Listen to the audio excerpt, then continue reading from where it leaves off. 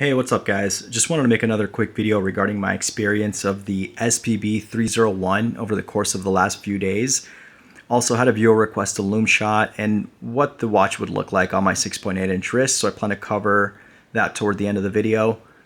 In terms of accuracy, Seiko claims that the 6R35 movement is -15 plus 25 seconds a date. However, Seiko is known for understating their accuracy. So it very well could be that this is running, -4 plus 2 or -1 plus 2. I have had some of my other previous Seiko watches regulated or tested, and they've typically been far better than what Seiko states. I don't have a time grapher at the moment, but I do plan on getting one to check the accuracy of this watch at some point. Other than the accuracy, like I said, I haven't really had any, I haven't noticed any issues. I've just kind of compared it to my other automatic watches and my quartz watches. Nothing abnormal. It's been fine, but more to come on the accuracy side of things. Some of the things that I've really loved about this watch so far is, and something you may not hear a lot about, is the color of this bracelet, like the shade of gray that you get. One thing that I really like about the Tudor Pelagos is that that color of the titanium bracelet, it's a really dark gray kind of gunmetal finish, and this Seiko kind of oyster style bracelet kind of has that look, and I absolutely love that. It's one of the main reasons why I was very attracted to the Pelagos, and I almost pulled the trigger on one, but never quite got around to getting one. But man, I absolutely love this sort of gunmetal gray finish that is on this bracelet. Speaking of this bracelet, I absolutely love it. Comparing it to what I believe is probably one of the best bracelets ever created is probably the Oyster bracelet by Rolex. Comparing it to, I just compared this right next to a Submariner Oyster bracelet, and while the center links of that are like very tight on the Oyster bracelet, you could tell these are going to be a little bit more loose fitting. This looks a lot more industrial. It looks a lot more utilitarian. I love how the links are a lot more bulbous, especially the center links, versus like the very flat and tight links that you get on the Rolex Submariner Oyster bracelet. Very photogenic bracelet. I absolutely love this bracelet. I would not switch this for any other type of bracelet. And in fact, I'm going to leave it on this steel bracelet for quite a long time. In terms of the clasp, I really like this clasp. It has a very pronounced lock, which I absolutely love.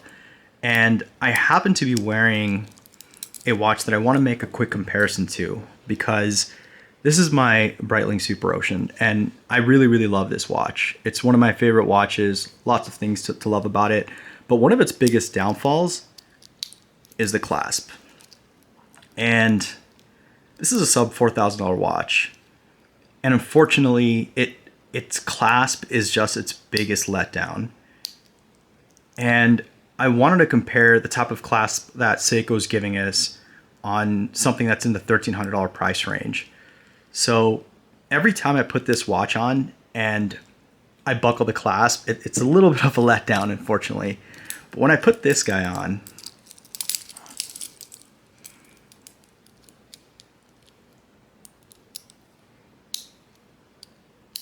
so satisfying.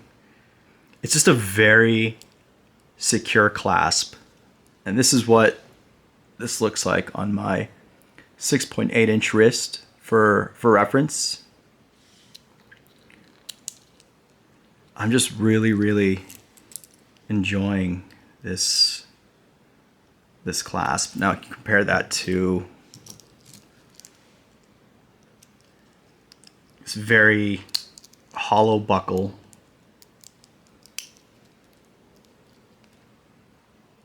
it's just kind of, Breitling just kind of cheaped out on their clasp. But you put this on, and it's a little bit tough to put on as well. So that's on, and it's just a bit underwhelming. Not a bad clasp, it's okay. It does what it's intended to do. But I much more prefer the clasp that Seiko's giving us on this bracelet here. It does have a diver extension over here, and the way that works is, I believe you pull on this.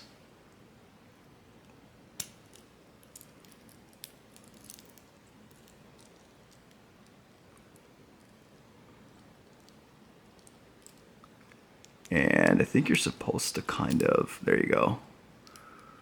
So you just get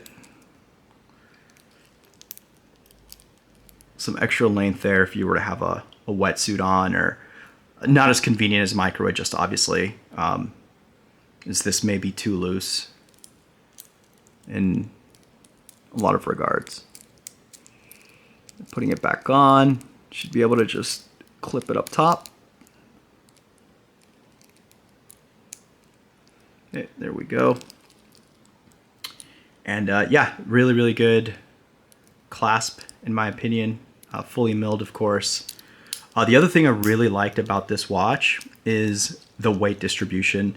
This is I've removed 3 links on this to fit my 6.8 inch wrist, and it weighs 168 grams. My Breitling Super Ocean that we just looked at weighs pretty much the same. It weighs 169 grams. Yet it feels heavier, and that's because the Breitling Super Ocean's top heavy. I don't know if that's because of its 500 meter water resistance and the B17 movement that it houses, but I know Breitling is definitely doing something to make it 500 meter water resistance with a 13.2 millimeter case thickness. That's pretty impressive, and I think that's why the Super Ocean is so top heavy. But when I put that on versus the weight distribution just feels perfect. It's very evenly distributed throughout the watch. It's a little bit more of an enjoyable experience, to be honest, than my Breitling Super Ocean, even though I do love wearing my Super Ocean. This just feels very comfortable from a weight distribution perspective.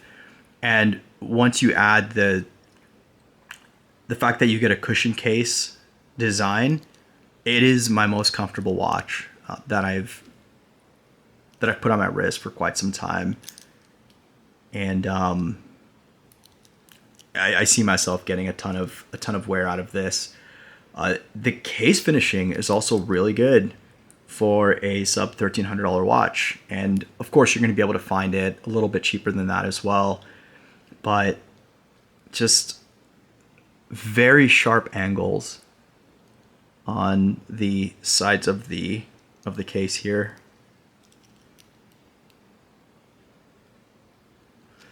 So really good case finishing.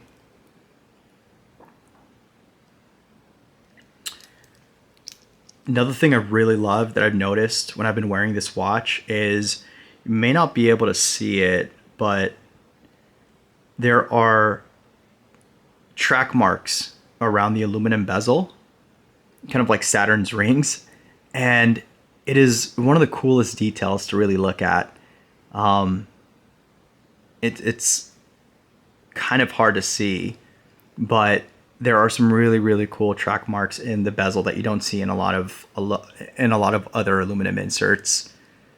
I also really like the coin edge of the bezel.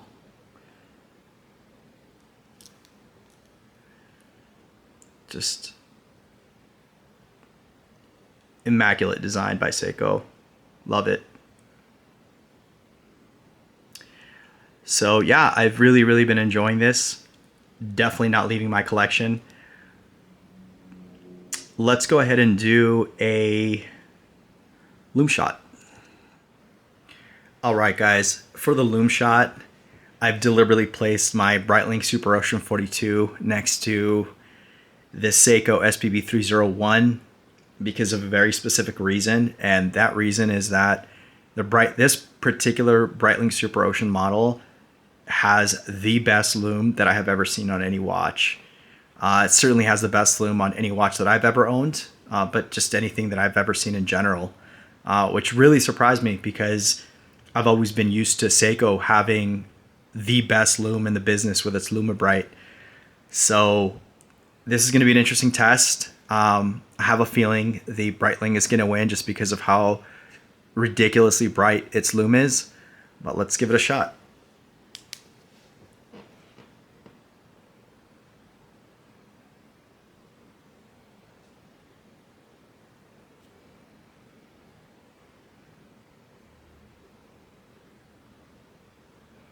I don't have a black light, but this should do just fine.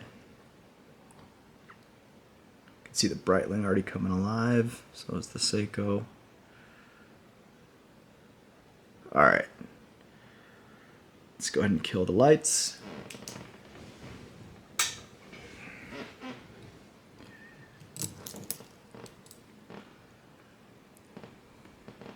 Yep.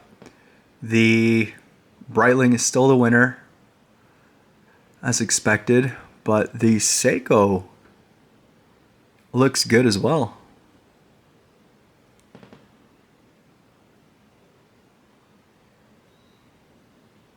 Yeah, both have pretty incredible lume, but the Breitling still edges it out.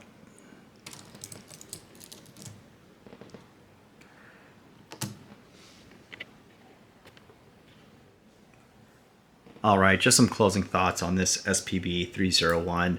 I think Seiko did a killer job with this release. This has quickly become one of my favorite pieces in my collection. It's certainly one of the most comfortable pieces in my collection. Goes with everything. Like mentioned previously, you can dress this up, you can dress this down. Really been enjoying this piece. In terms of cons, there really isn't too many. They're more minor gripes than anything. One of the things that I could really care less for are the drilled lugs. Of course, I would prefer just a flush case. I think it just looks cleaner. I know this makes things strap changes a little bit more convenient, but I don't mind taking the little bit of extra time to do those strap changes for a slightly cleaner aesthetic. The other thing is signed crown. Not too big of a deal. However, Seiko used to give it to us in much lower price ranges. I don't know why that's no longer the case in a lot of their mid-tier watches. So hopefully that comes back at some point. But again, not too big a deal. And then one of the other things that I recently noticed is last night at around 12 a.m., the 6R35 movement, it's not like a Tudor or a Rolex in-house movement where once it hits 12 a.m., the date instantly changes. It's a little bit of a gradual change. It's not too bad, but it fully changed at around, I want to say like 10 a.m. or something like that. But what I noticed is that the 0 on the number 10 here is not perfectly centered. It's a tiny bit off center. I thought that maybe once time elapsed a little bit more, it might kind of center out, but that doesn't appear to be the case as it's already late in the afternoon the next day. So I think it's fine. Not something that I'd pay too much attention to anyway. And then lastly, the only other slight con would be Seiko still using its pin and collar system for adjusting the bracelet. So I have owned plenty of Seikos, so for me, it's not a big deal. I'm very used to the pin and collar system at this point. Supposedly, it is actually one of the best fastening systems on a bracelet. It's one of the most secure systems on a bracelet. So I don't know if that's the reason why Seiko uses it, or if it's maybe a little bit more of a cost-saving measure over using screwed links. But yeah, I don't mind it too much. I know it can be a little bit of a hassle, but it is what it is. other than that, guys, I think this is a great piece that just punches above its price point. I will have some wrist shots that I'll throw in at the end of this video just so you could see what it looks like out in the sun with a little bit of light play. Also, a little bit of a wrist shot with me kind of, you know, getting to see some of my body there, just to get a little bit of context of what this wears and what it looks like, not just on the wrist, but you know, just the whole package. But in any case, guys, if you have any questions, feel free to let me know down in the comments. Thanks for watching.